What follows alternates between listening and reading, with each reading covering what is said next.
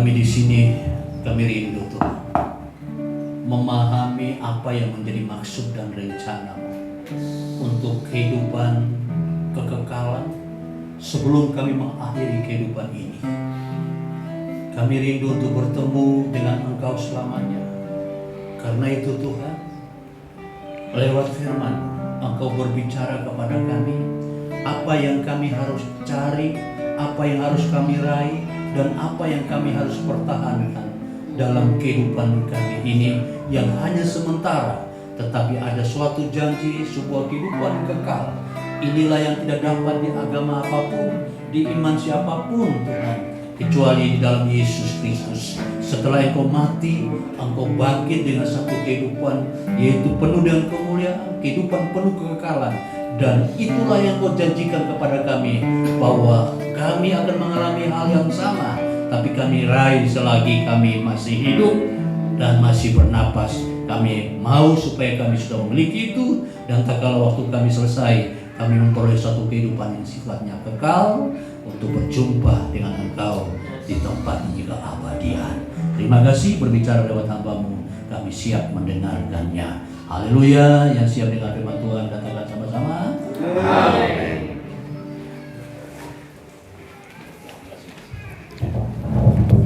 Selamat sore ya. Temanya bagus ini. Yesus bangkit, aku menang. Saudara mau dibangkitkan bersama Kristus ya? Kapan? Hah? Pak Denny sekarang. Yang lain? Hah? Nanti. Nggak mau sekarang? Coba. Ketika kita berpikir kebangkitan, apa yang kita pikirkan? Pertama-tama pasti kita mikir, waduh aku mati, baru dibangkitkan, betul ya? Mati dulu, baru dibangkitkan. Saudara nggak takut kalau mati ternyata dibangkitkan, saudara masuk ke tempat yang salah? Coba, Kristen mengajarkan kebangkitan bukan nanti, tapi sekarang. Hari ini juga, engkau ada di Firdaus. Itu bukan janji nanti lah. Saat ini juga, engkau ada di Firdaus. Tapi harus tahu, bagaimana kita mencapai Firdaus hari ini. Coba, kita yang sekarang kepingin dibangkitkan, gimana caranya? Percaya Yesus cukup nggak? Percaya Yesus cukup nggak untuk sampai ke surga? Cukup nggak Pak? Hah? Ayo, kita santai nih ya. Kita santai. Percaya Yesus cukup nggak untuk sampai ke surga? Belum. Harus ada step-stepnya. Kalau kita percaya Yesus sebagai Tuhan dan Juru Selamat, ya kan? Setiap perkataan Dia, setiap petunjuk yang Dia berikan, kita ikuti. Setuju ya? Sekarang Yesus bilang begini, akulah jalan, kebenaran, dan hidup. Kalau Dia bilang jalan, berarti ada yang Dia tunjukkan. Harus ada yang diikuti. Sekarang saya mau tanya sama saudara. Yang saudara pahami tentang jalan untuk menuju kerajaan sorga, apa ini? Harus bagaimana kalau saya mau dibangkitkan, caranya gimana sekarang? Bagaimana saya caranya untuk meraih sebuah kehidupan? Bahwa saya dibangkitkan pada hari ini. Coba, ini sebentar lagi, saudara kita yang lain, ada korban. Hewan dikorbankan. Ya. Kristen mengajarkan juga mengorbankan tubuh. Setuju ya? Roma 12 ayat 1. Coba bukakan. Roma 12 ayat 1.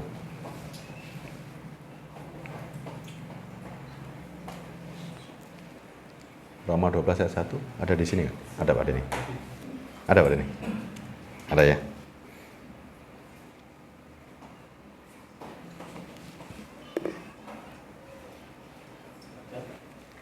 Nah, saya bacakan aja ya.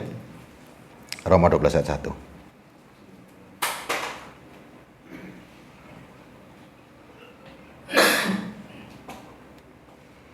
Karena itu saudara-saudara, demi kemurahan Allah, aku menasihatkan kamu supaya kamu mempersembahkan tubuhmu sebagai persembahan yang hidup, yang kudus dan yang berkenan kepada Allah. Itulah ibadahmu yang sejati. Saudara pernah lihat kambing tiba-tiba mengorbankan dirinya tanpa ada tuan? Kambing sama sapi datang ke penjagalan? Bisa? Hah? Mau nggak? Bisa nggak? Hah? Bunuh diri. Nah, sekarang saya tanya. Kalau yang namanya dikorbankan, ya kan? Dipersembahkan sebagai korban, berarti harus ada yang membawa. Saudara mempersembahkan hidupnya. Mungkinkah kita mengorbankan diri kita tanpa ada yang membawa? Bisa nggak? Nggak bisa. Harus ada yang membawa. Siapa yang membawa hidup kita untuk dikorbankan? Kalau hewan nggak bisa datang sendiri. Harus ada Tuhan yang membawa untuk dikorbankan. Sekarang kita yang sama nih. Kita nggak mungkin datang sendiri untuk mengorbankan diri tanpa ada Roh Kudus. Ya. Nah sekarang Roh Kudus, kalau kita sering kali cerita Roh Kudus, Roh Kudus, Roh Kudus. Saudara sudah punya semua belum? Sudah. Pak Denny sudah. Yang lain? Kita ini untuk masuk kerajaan surga harus punya Roh Kudus, betul ya?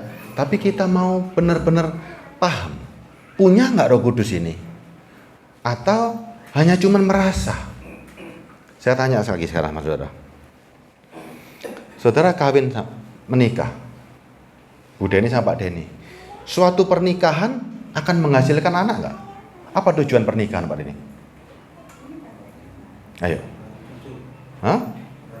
Beranak cucu. Sebuah pernikahan yang sah pasti punya anak cucu, betul ya? Kalau pernikahan nggak menghasilkan anak gimana? Jangan-jangan ada sesuatu yang salah, betul ya? Entah itu yang laki, sekarang entah itu lakinya yang mandul atau perempuannya yang mandul. Sekarang ini benih ilahinya jelas, Kristus. Saudara mempelainya. Setuju ya? Nangkep ya? Saudara mempelainya. Kawin dengan Kristus. Apa yang dihasilkan? Apa yang dihasilkan? Saudara kawin dengan Kristus, bersatu dengan Kristus sebagai mempelai. Apa yang dihasilkan? Melahirkan manusia baru. Kalau saudara nggak bisa melahirkan manusia baru, kawin beneran nggak? Kan banyak orang nih, kawin tapi nggak punya anak. Jangan-jangan bujuk-bujukan nih. Lihat sekarang ya, Yohanes 3 ayat 3. Yuk. Saya mau tes dulu ini, saudara benar-benar punya Roh Kudus yang sesuai dengan firman nggak? Yohanes 3 ayat 3. Yohanes 3 ayat 3.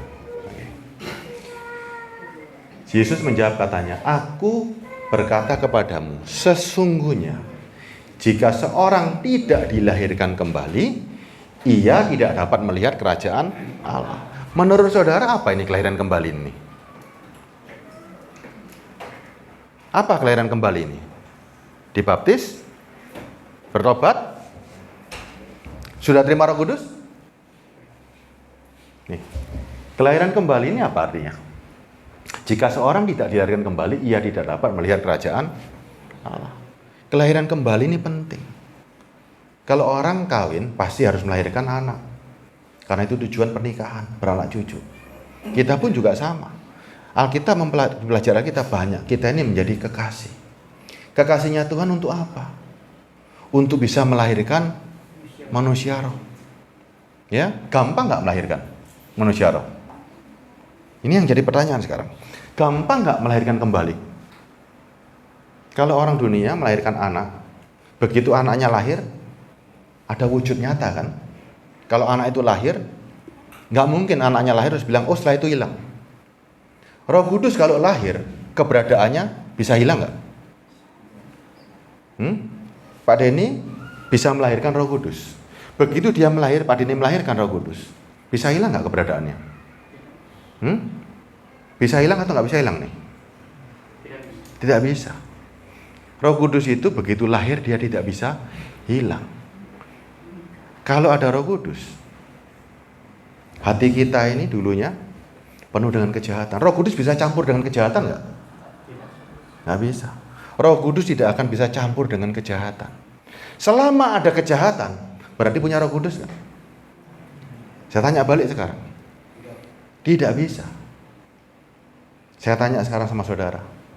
Dalam diri kita ini ada namanya keinginan daging dan keinginan roh. Keinginan daging itu punya akar.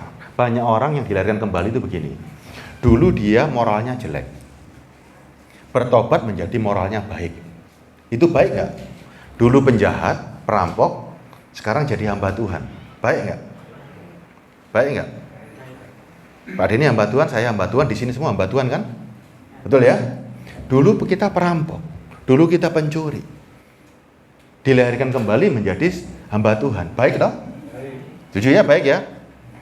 Tapi ada akar yang belum hilang. Akar yang belum hilang itu dalam diri kita ada kesombongan. Ada serakah. Ada hawa nafsu. Baik nggak? Bisa nggak ini bersembunyi akar ini? Saya sudah bertobat jadi hamba Tuhan. Ya? Tapi saya masih bisa sombong. Bisa nggak Pak Denny? Bisa. Berarti lahirnya lahir apa ini? Nah, karena masih ada akar. Akar ini harus dibasmi. Banyak orang pertobatan ini cuma memotong buah. Buah dari daging. Buah perbuatan yang dipotong. Tapi akarnya masih ada. Contohnya sekarang. Kita bisa menjadi hamba Tuhan. Kita bisa pelayanan. Tapi dalam pelayanan itu bisa muncul kesombongan. Bisa muncul iri hati. Bisa muncul keserakaan. Bisa muncul rakus. Bisa nggak? Berarti kita tidak pernah melahirkan manusia baru. Manusia baru nggak bisa bergaul karib dengan akar seperti ini. Coba sekarang amati ini. Betul-betul amati. Hati kita, nggak usah dijawab nanti masing-masing saling nuding ya. Hati kita masih ada nggak yang namanya kesombongan? Masih nggak? Jangan dijawab. Ya, jawab masing-masing aja. Hati kita masih ada iri hati nggak? Oh itu wajar Pak. Nggak bisa. Untuk menuju kekekalan harus sempurna. Kita nggak sanggup sempurna, tapi Roh Kudus ini yang menyempurnakan. Roh Kudus tidak akan bisa bergaul kalau hati ini masih ada akar. Karena Yesus itu bisa membersihkan semuanya loh. Masih ada kesombongan. Masih ada iri hati. Masih ada keserakaan. Masih ada hawa nafsu yang salah. Gimana katanya ada Roh Kudus? Roh Kudus yang mana yang mau diam di hati seperti itu? Paham ya? Paham ya sekarang ya? Berarti betul-betul kita itu harus murni. Kelahiran Roh Kudus hanya bisa dengan kemurnian. Baca lagi ya sekarang ya. Ayat 3-nya tadi. Saya baca lagi ayat 3-nya. Aku berkata kepada sesungguhnya jika seorang tidak dilahirkan kembali, ia tidak dapat melihat kerajaan Allah. Untuk melihat saja, saudara nggak dapat loh. Apalagi merasakan dan ini. Ini kunci. Ini kunci untuk masuk dalam rencana Tuhan. Sekarang kita baca lagi nih lebih dalam lagi ya. Ayat 5-nya. Ayat 4 dulu ya. Kata Nikodemus kepadanya, bagaimana mungkin seorang dilahirkan kembali kalau ia sudah tua? Dapatkah ia masuk kembali ke dalam rahim ibunya dan dilahirkan kembali?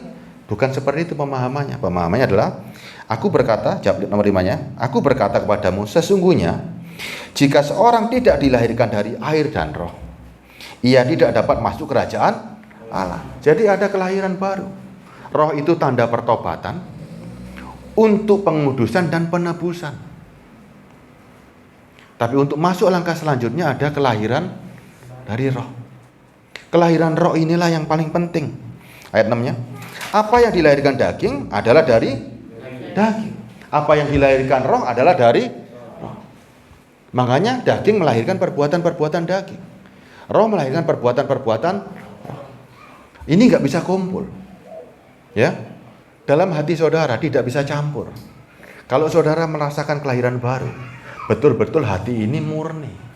Bersih dari akar kejahatan. Betul-betul bersih. Ya, dan untuk melahirkan ini nggak gampang. Kita baca di Kejadian 3:15 coba ya. Kejadian 3:15. Kita baca pelan-pelan ya, Kejadian 3:15.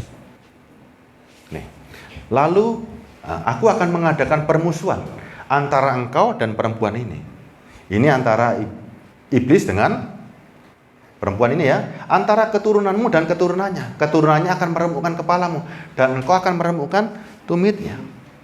Ini nubuatan tentang bahwa iblis selalu berlawanan dengan keturunan Hawa. Siapa keturunan Hawa?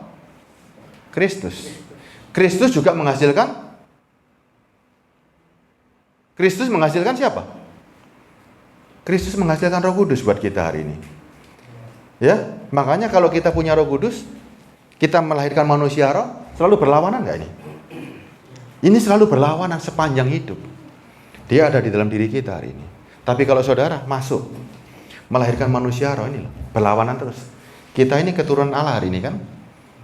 Saudara bisa melahirkan Roh Kudus. Makanya saudara selalu ada permusuhan antara keinginan daging dengan keinginan roh. Ayat 16-nya sekarang. Firman-Nya kepada perempuan itu, susah payahmu akan kubuat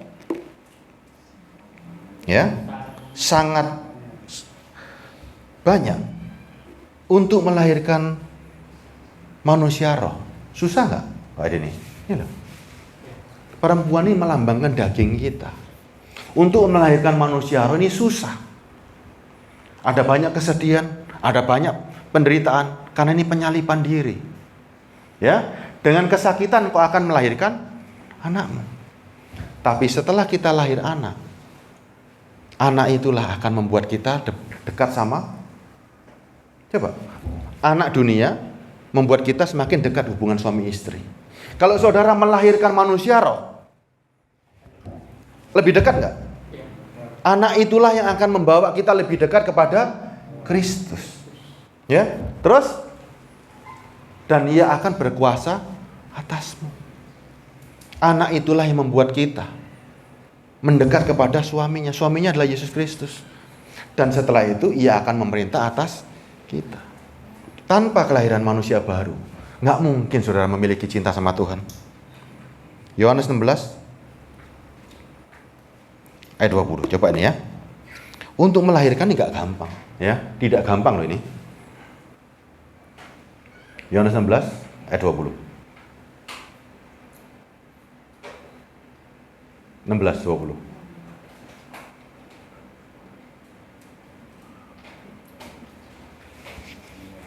Aku berkata kepadamu, ya, sesungguhnya kamu akan menangis dan meratap, sama dengan perempuan tadi, penuh banyak kesedihan. Tetapi dunia akan bergembira. Ya, kalau kita sekarang lagi bersedih, lagi apa, lagi waktu mulai, dunia senang kok lihat penderitaan saudara. Kamu akan berduka cita, tetapi duka citamu akan berubah menjadi sukacita. Kenapa? Ayat 20-nya. Seorang perempuan berduka cita pada saat ia melahirkan. Tetapi sesudah ia melahirkan anaknya, apa dikatakan? Ia tidak akan ingat lagi akan penderitaannya, karena kegembiraannya bahwa seorang manusia telah dilahirkan di dunia. Ini yang jadi kunci kita hari ini. Kalau saudara nggak mau melewati ini, bisa nggak masuk kerajaan sorga? Tanpa kelahiran manusia baru bisa nggak? Kan kita tahu sekarang, aku adalah jalan, kebenaran, dan hidup. Setiap perkataan Tuhan, setiap petunjuknya Tuhan harus saudara ikuti. Bisa nggak? Oh, nggak usah diikuti. Percaya tok selamat. Saudara harus bayangkan, hari itu penjahat itu ada di kayu salib. Dan penjahat itu bilang, Tuhan kalau engkau ada di surga, ingatlah aku ya. Saat ini juga engkau ada di Firdaus. Saudara juga harus sama keadaannya. Saudara juga harus ikut di kayu salib. Ini penggambaran. Harus diikuti satu persatu setiap langkah demi langkah. Saudara mau mengerti firman, harus bersatu dengan firman. Firman itu roh. Untuk bersatu dengan firman, di sini ada teknisi listrik nggak? Ada yang ngerti listrik? Plus sama minus bisa gabung nggak? Nggak bisa kan? Kalau sekarang saudara itu negatif dikasih arus listrik positif, gimana jadinya? Konslet. Setuju ya? Manusia itu harusnya negatif karena ada evil spirit, ada roh jahat. Dikasih firman yang positif bisa nggak? Bisa. Nggak bisa, nolak dia. Nolak, firmannya juga jadi negatif. Manusia harus netral dulu. Supaya masuk yang positif. Firman itu positif. Saudara harus serupa dan searus. Supaya tidak bisa menolak. Roh Kuduslah yang membuat kita bisa mengerti. Bisa menerima firman. Kalau saudara nggak punya Roh Kudus, gimana mau baca firman? Coba. Bisa nggak merenungkan Taurat siang dan malam? Bisa nggak? Bisa nggak tubuh kita merenungkan siang dan malam? Nggak bisa. Yang bisa merenungkan Taurat siang dan malam adalah yang di dalam. Coba baca Kolose 3 ayat Kolose 2. Yuk. Ayat 12.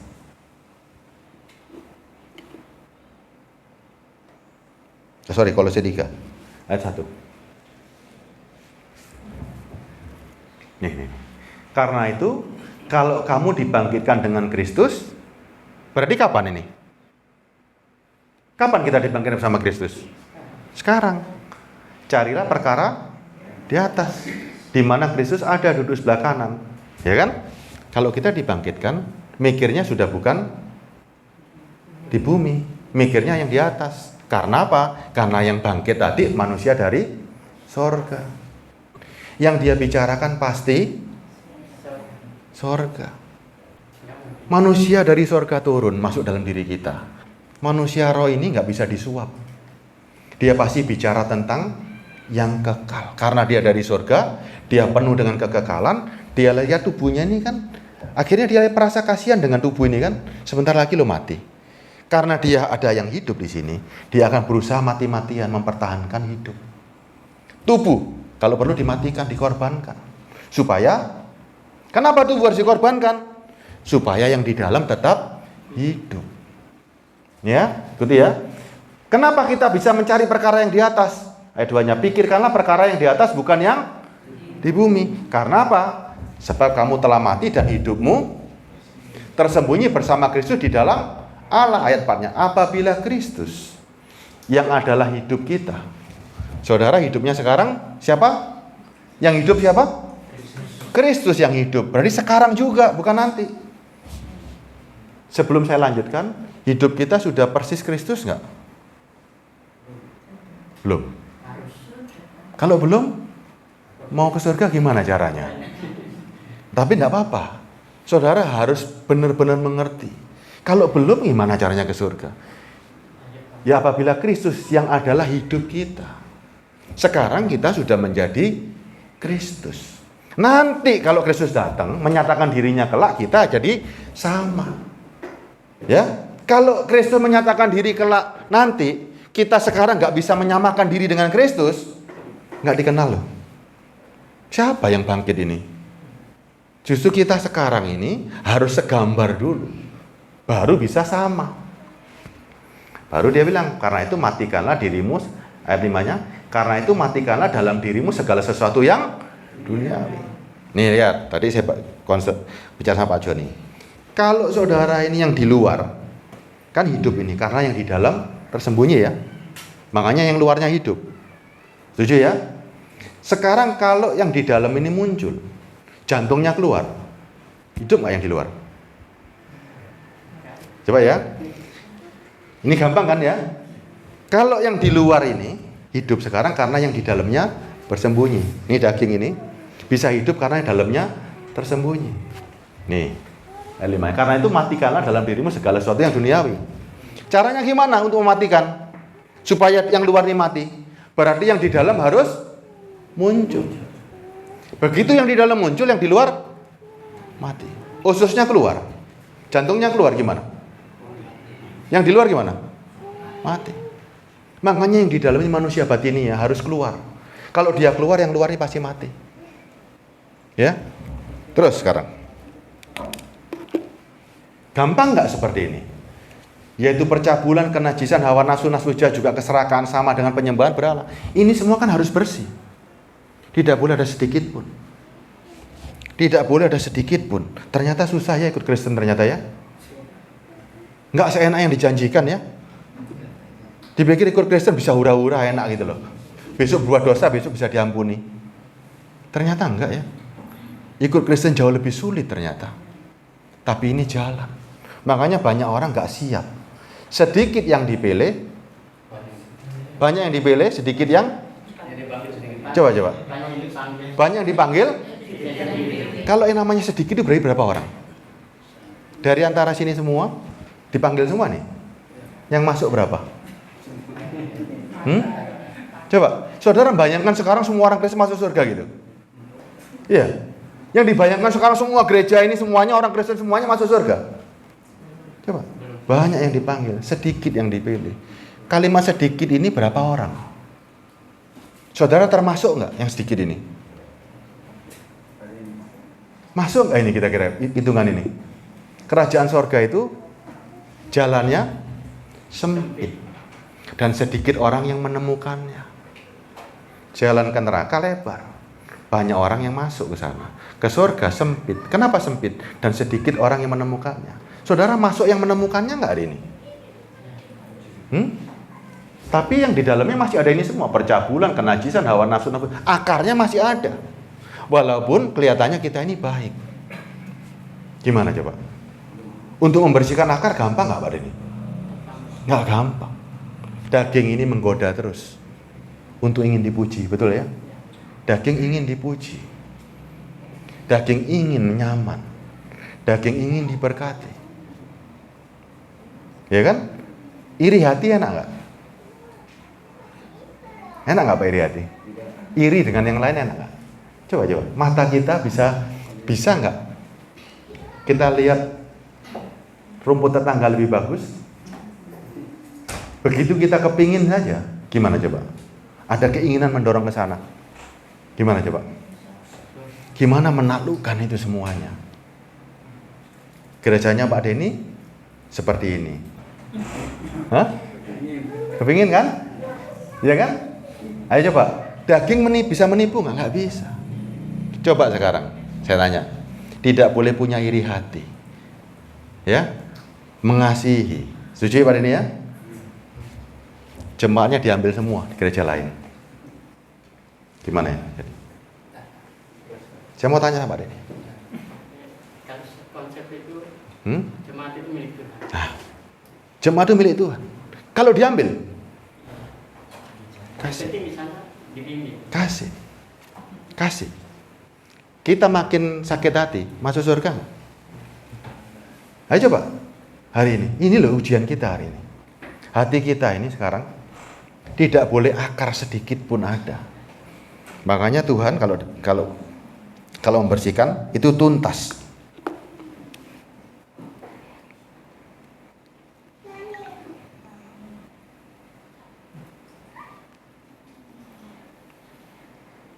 Nih, ayo kita baca ya.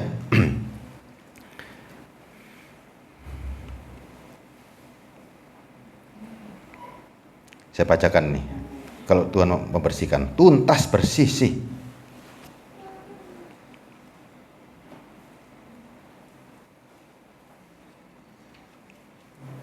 Matius 3 ayat 10.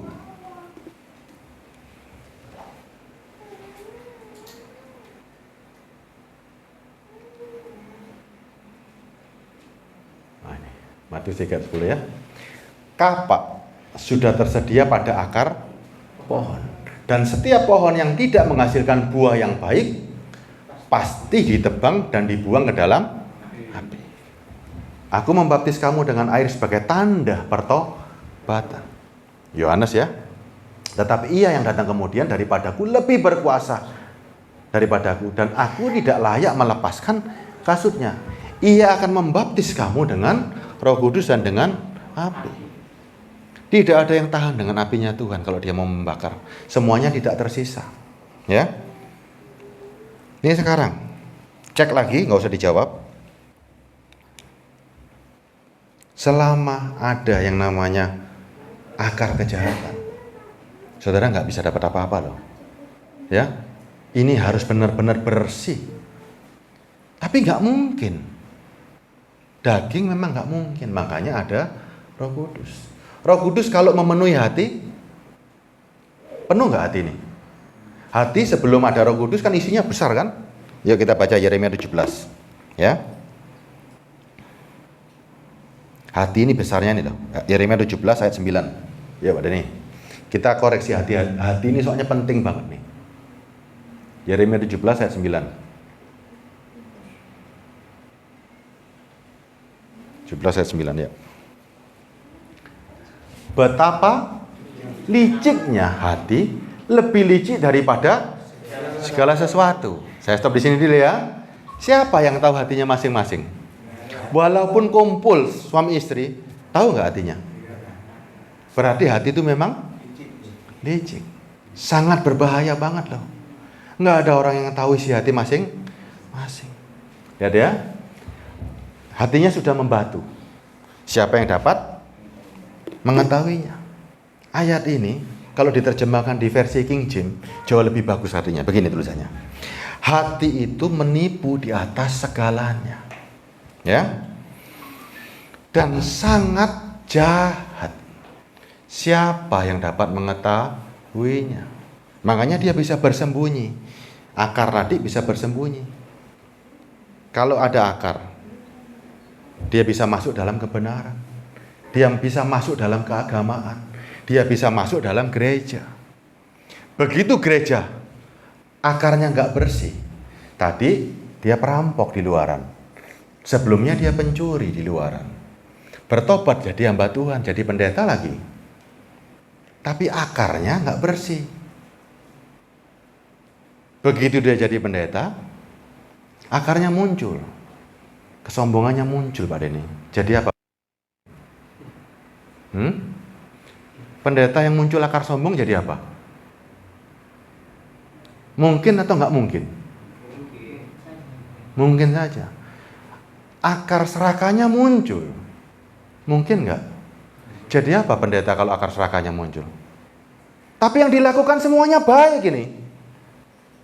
Pelayanannya besar, semuanya baik. Akar yang lainnya muncul. Iri hatinya ada. Roh pemecahnya ada. Jadi apa gereja? Coba. Bisa bersembunyi kan ini kan? Akar kejahatan ini bisa bersembunyi kan? Di balik kebenaran kan? Dan semuanya sama-sama amin. Sama-sama bela. Kenapa? Karena dagingnya sama. Semuanya belum bersih. Para hamba Tuhan, para pendeta sama. Pelayanannya untuk cari pujian. Semua yang dilakukan untuk dilihat orang. Ada hasilnya nggak? Nggak ada. Muncul keserakahan. Firmannya dibacanya ngawur semua jadinya. Semuanya untuk daging. Bisa terjadi nggak? Bisa terjadi. Ini memang terjadi. Kenapa? Karena tidak tuntas. Karena nggak ada kelahiran manusia baru. Mereka inilah yang kerosok-kerosokan sekarang. Ya, kerosok-kerosokan punya anak, tapi anaknya itu rupanya bukan seperti Kristus. Ya, ada orang suami istri melahirkan anak, yang lahir anaknya bukan gambar Kristus, tapi gambar dunia. Tapi kerosonya ini Roh Kudus. Bisa nggak Pak Denny? Bisa nggak? Lahir, dia merasa melahirkan anak, tapi yang dilahirkan nggak mirip Yesus belas. Banyak nggak yang seperti itu? Kroso. Sama-sama kelihatan yang melahirkan. Tapi ternyata akarnya ini nggak beres. Coba. Bahaya nggak? Sangat bahaya kan? Sangat bahaya kan? Dan ini bisa bersembunyi di kita loh hari ini. Makanya kita sekarang tundukkan diri. Betul-betul koreksi. Punya Roh Kudus beneran nggak? Atau cuman krosok-kroson yang nggak karu-karuan nih.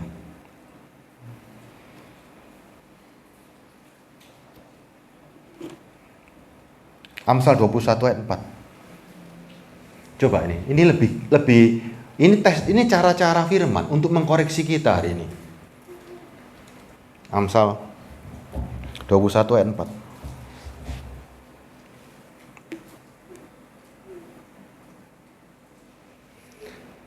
Rasanya disanjung orang enak gak sih? Dipuji orang enak gak? Enak. Hah? Masa sih? Dipuji orang enak gak? Coba. mata yang congkak dan hati yang sombong yang menjadi pelita orang fasik adalah dosa. Ya, ini terjemahan King James begini. A high look, penampilan sombong, ya, dan hati yang sombong dan meniru orang jahat adalah dosa.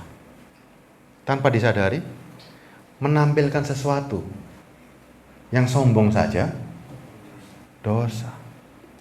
Makanya Paulus, waktu dia sebelum jadi Kristen, ya, Kristus itu menawarkan salib.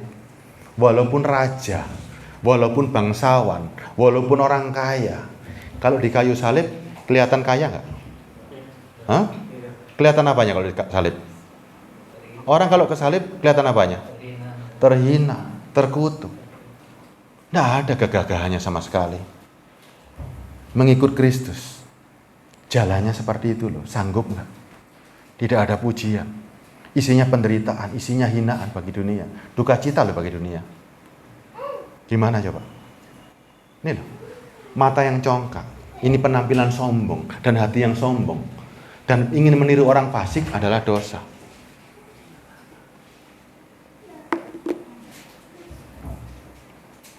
Yesaya 2 ayat 12 coba.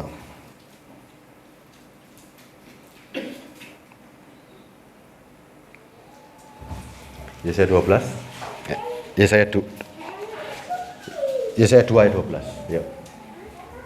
Kita cek terus menerus, ternyata nggak gampang jadi orang Kristen. Ayat 12 ya. Yesaya 2 12. Nah ini. Sebab Tuhan semesta alam menetapkan suatu hari. Berarti ada loh ya. Harinya ada loh ya. Untuk menghukum semua yang congkak dan angkuh, serta menghukum semua yang meninggikan diri supaya direndahkan. Kita masuk nggak di sini nih kira-kira? Membanggakan diri, berlaku sombong saja dosa. Wangel Pak Denny ya. Wangel ya kita ternyata. Nggak gampang jadi orang Kristen. Ayo coba sekarang pelayanan, cari pujian. Ada hasilnya nggak? Nggak ada sama sekali. Ini loh. Kalau gitu gimana nih caranya nih? Baca lagi nih ya. Galatia 5:24.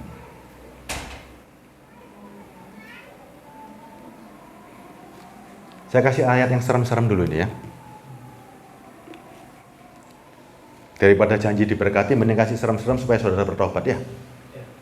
Galatia 5:24. Tapi pertobatannya dari akarnya, ya. Buahnya, kalau buah itu bisa buah itu kelihatan. Akarnya ini yang harus dibersihkan. Barang siapa menjadi milik Kristus, ia telah menyalibkan daging dan segala hawa nafsu dan kita sudah nggak menyalibkan diri? Sudah atau belum nih? Ada yang sudah, ada yang belum. Pak Denny harus sudah untuk memberikan pengajaran pada yang lain. Kalau Pak Denny-nya bilang, waduh kok angel ya ikut salib ya. Gimana caranya mau masuk kerajaan ini? Kalau saudara merasa miliknya Kristus, kita percaya Yesus sebagai jalan kebenaran dan hidup. Berarti mengikuti setiap Yesus lakukan, petunjuknya kita ikuti. Yesus disalib, kita disalib. Yesus kemanapun juga kita ikut. Ini cara, nggak bisa enggak. Barang siapa menjadi milik Kristus, ia telah menyalibkan daging dan segala hawa nafsu dan keinginannya. Bisa enggak? Bisa enggak? Bisa enggak? Tanpa Roh Kudus? Nggak bisa. Siapa yang berani menyalibkan diri? Kalau nggak ada yang hidup, mati kabeh nih. Ya kan? Tawaran dunia ini terlalu kuat. Efesus 5 ayat 5 coba. Ini lagi masuk lagi. Ini lebih dalam lagi nih ya. Efesus 5 ayat 5 ini.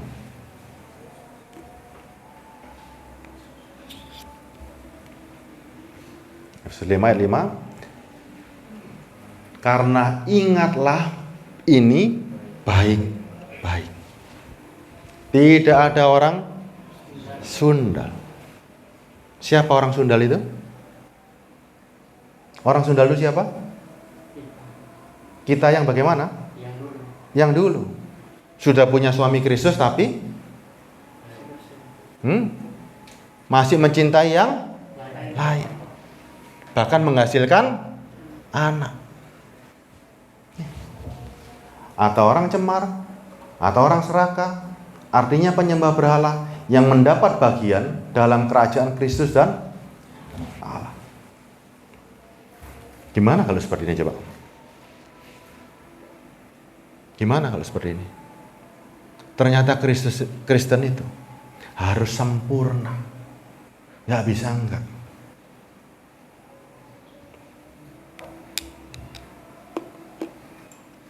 Lukas 12 ayat 10.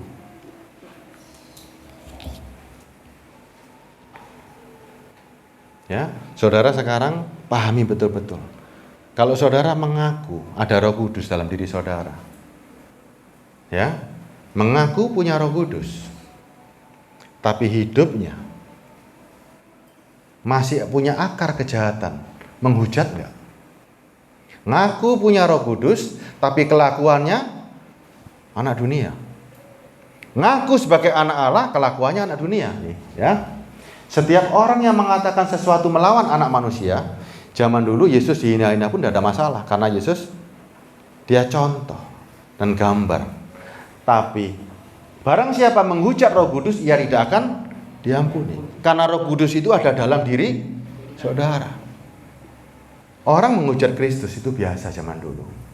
Tapi sekarang, orang yang mengaku dirinya anak Allah, mengaku punya Roh Kudus, kehidupannya tidak seperti anak Allah. Menghujat nggak? Gimana kalau seperti itu sekarang? Banyak nggak? Ngakunya punya Roh Kudus, tapi hidupnya seperti dunia. Gimana coba? Mengerikan nggak? Ngeri nggak? Karena setan dianggap bodoh dan tolol sama orang-orang dunia ini. Paham nggak maksudnya? Buat orang dunia, setan itu bodoh dan tolol, bisa ditipu. Bener nggak? Setan bodoh dan tolol Pak Denny? Mana yang lebih pintar, setan atau kita? Mana Pak lebih pintar, setan atau kita Pak? Tapi buat orang dunia, setan itu bodoh dan tolol, makanya diusir-usir. Setannya di luar diusir-usir, setannya di dalam diri kita. Gimana cara ngusirnya nih? Coba lihat nih, setan dianggap bodoh, diusir keluar. Tapi di dalam, akarnya masih ngoyot di sini. Yang diusir kan penampilan luar, ya kan? Seolah-olah baik, tapi dalamnya penuh tulang belulang. Coba, setan dianggap bodoh, bisa diusir dengan nama Kristus. Padahal ayat kitab juga menjelaskan, banyak orang akhir zaman hanya memakai namaku. Coba setan hari ini yang membuat orang-orang menjadi bodoh. Nih sekarang saya tanya pada ini ya, di sini ada Roh Kudus di sini. Setuju ya? Saya anggap semuanya sekarang menerima Roh Kudus semua ini. Sudah melahirkan manusia roh. Ada Roh Kudus. Ya, Roh Kudus ingin ngomong kepada sesamanya yang lain. Berarti pakai mulut kita kan? Ya, Roh Kudus kepingin ngomong sama anjing hari ini. Roh Kudus bisa nggak ngomong sama anjing? Loh, Roh Kudus kok. Seandainya Roh Kudus mau ngomong sama anjing, bahasa apa yang dipakai?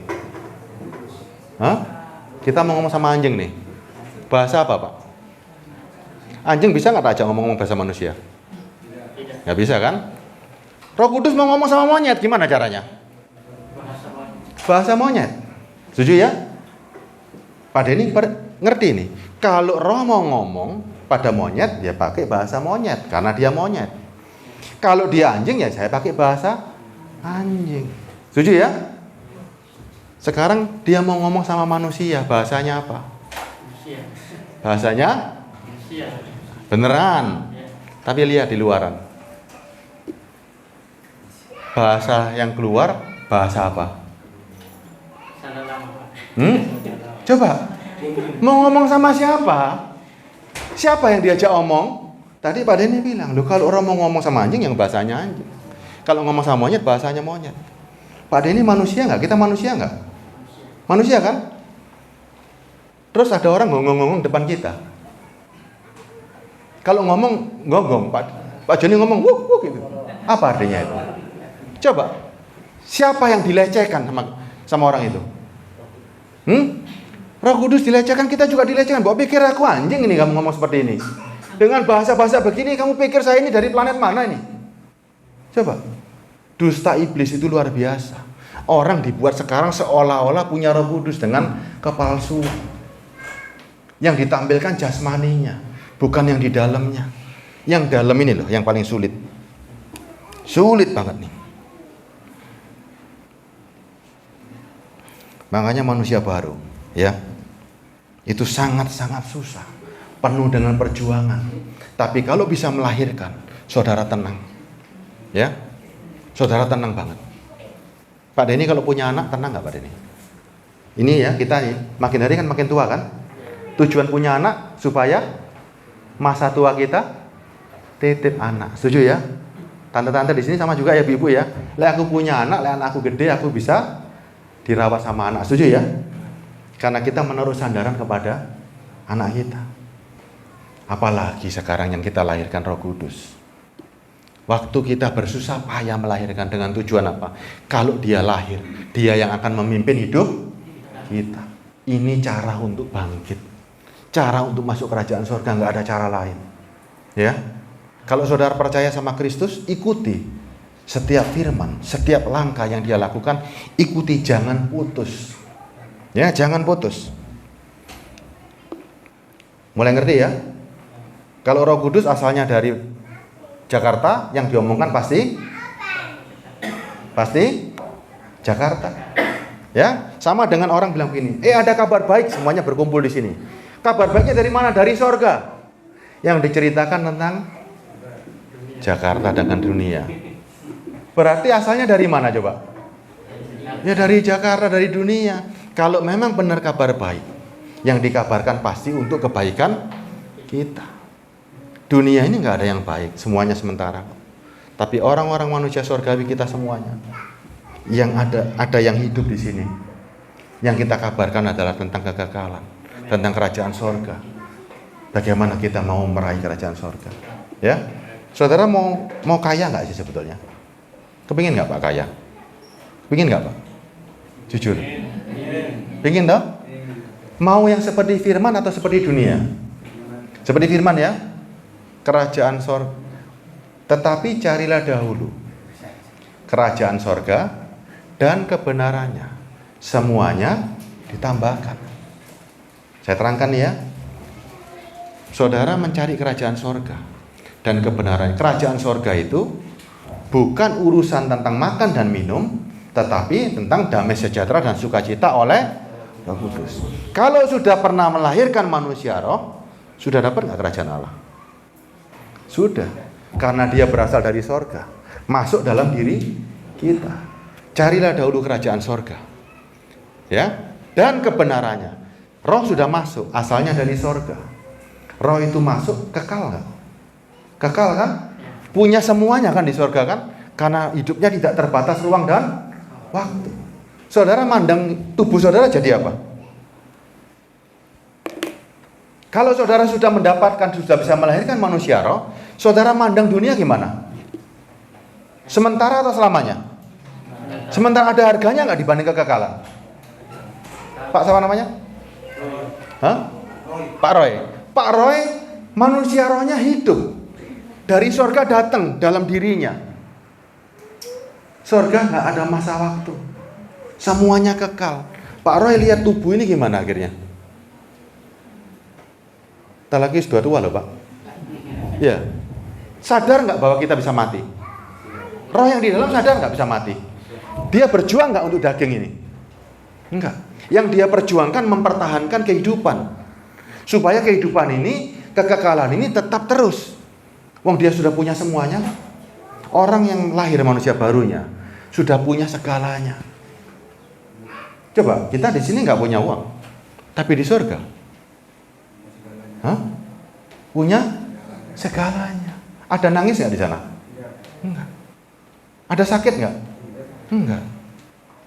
Ada air mata nggak? Enggak. Ayo cepat ke sana yuk. Ya kan? Ya kan? Loh, coba. Kalau keadaannya seperti itu mau nggak Pak? Nggak ada air mata. Nggak soro-soro lagi. Ya kan? Coba dibandingkan dengan dunia, milih mana coba? Surga dong. Yang saudara takutkan sekarang kan sak non delok iki delok, padahal lo gak enak setengah mati. Coba, yang di dalam ini pasti akan membuat saudara kepingin cepat pulang. Orang yang punya kelahiran manusia baru, mati adalah keuntungan. Kenapa untung? Karena ke surga. Tapi kalau aku hidup untuk Kristus. Mana yang harus kupilih? Mana yang harus dipilih? Yang untung? Sama-sama untung nggak? Sama-sama untung nggak? Mati adalah keuntungan. Orang nggak ada nolak keuntungan. Tapi coba orang Kristen balikkan sekarang. Janjikan sorga, suruh mati gak berani. Coba pada nih, berlawanan kan, aneh kan? Aneh kan? Kristen janjikan sorga, suruh mati sekarang. Waduh, jangan dulu deh. Jangan dulu deh. Itu kan aneh. Aneh kan? Mati buat kita adalah keuntungan. Kenapa? Karena sudah gak capek ngurusi daging. Kita kalau kepreset sedikit aja loh bisa mati loh hari ini. Coba, capek nggak? Manusia yang di dalam ngeragati daging ini capek nggak? Capek. Meleset sedikit, meleset sedikit gawat kita. Harus menyalipkan diri, harus ini. Aduh Tuhan, capek aku sebenarnya. Makanya Paulus bilang, mati adalah keuntungan. Kalau aku hidup untuk Kristus, supaya orang lain juga selamat. Kalau hidupmu nggak untuk Kristus, bukan untuk menyelamatkan orang lain, saudara, bapaknya berarti iblis itu bapaknya kita. Kalau iblis bapak kita, iblis itu pembunuh. Kita nggak membunuh orang loh. Kita ingin membuat orang hidup. Ya, paham ya? Masih ada waktu aja. Oh, kepala basen. Udah ya? Efesus 4 ayat 22 sampai 25 Pak, kita baca terakhir ya.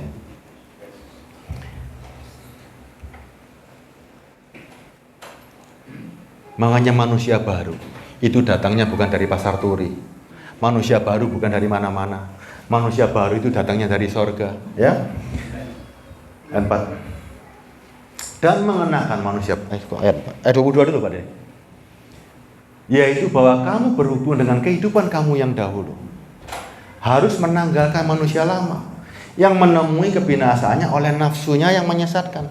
Daging ini punya keinginan yang membuat kita mencintai dunia. Ya, ini harus ditinggal, ya. Supaya kamu dibaharui dalam roh dan pikiranmu. Saudara jangan khawatir. Manusia yang di dalam ini tahu cara menyenangkan tubuh ini. Dia tahu caranya menyenangkan. Saudara jangan pikir dia nggak tahu cara menyenangkan. Dia tahu caranya menyenangkan. Tubuh ini dianggap korban, dianggap hewan. Dia tahu cara menyenangkan. Tapi kalau sudah berbahaya, disambok pasti.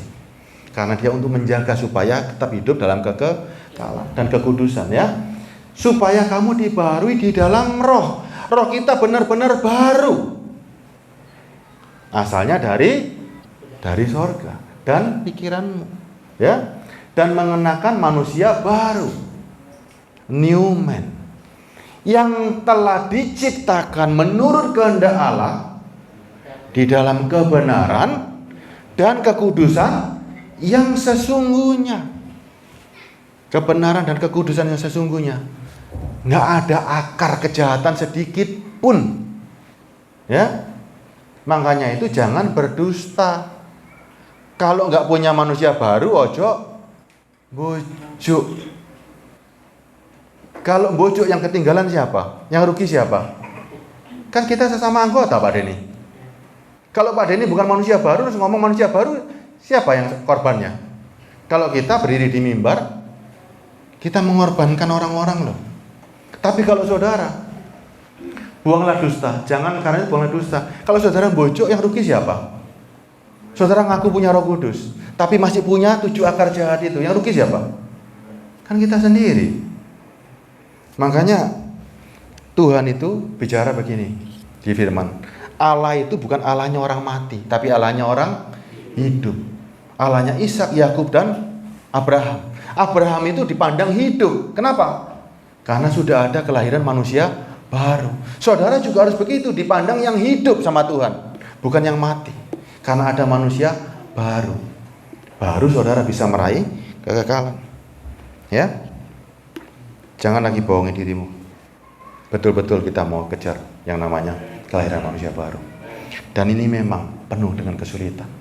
Tapi mau nggak mau harus dijalani. Ya, harus dijalani. Sebuah pernikahan yang baik akan menghasilkan keluarga.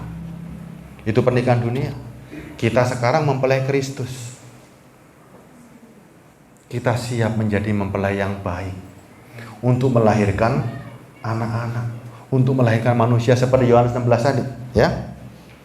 Melahirkan manusia baru untuk membawa kita kepada kekekalan. Eman kan kalau sudah percaya Yesus, sudah ikut Kristus sedemikian lamanya, tapi nggak meraih sorga. Eman nggak? Eman. Sangat disayangkan. Ya. Silakan Pak Joni nyanyi. Ini saya selesai waktunya. Yang dunia di dalam daging kami. Bukan di luar, tapi dalam daging kami. Biarlah hari ini kami introspeksi. Karena kami ingin untuk ketemu Tuhan. Kami ingin meraih kekekalan. Jangan sampai daging ini yang menghambat kami untuk masuk ke dalam. Ampuni kami Tuhan. Roh Kudus, mari. Engkau terus hidup dan bergerak dalam hidup kami. Untuk mencabut sebuah akar-akar yang nempel dalam daging kami. Dan setiap saat kami akan menyampaikan korban kami dengan tubuh yang ayah sebagai persembahan yang hidup kepada Tuhan. Terima kasih Tuhan. Terima kasih. Untuk hamba-Mu yang sudah menyampaikan firman. Kami berterima kasih karena kami tahu bukan hamba-Mu, tapi Roh Kudus yang berbicara kepada kami sekalian. Sehingga apa yang beliau rasakan, itu pula yang akan kami rasakan. Dan kami boleh tularkan apa yang kami rasakan kepada semua orang yang ada di sekitar kami. Karena itu harus dimulai hidup baru, akhir baru, dan akar-akar dicabut adalah dalam diri kami sendiri Tuhan. Terima kasih, bersyukur sekali lagi untuk semua firman yang memberkati kami di dalam roh dan jiwa kami. Kami berterima kasih. Dalam nama Tuhan Yesus, setiap kita yang telah diberkati firman untuk memberkati jiwa dan roh, mari sama-sama katakan Amin.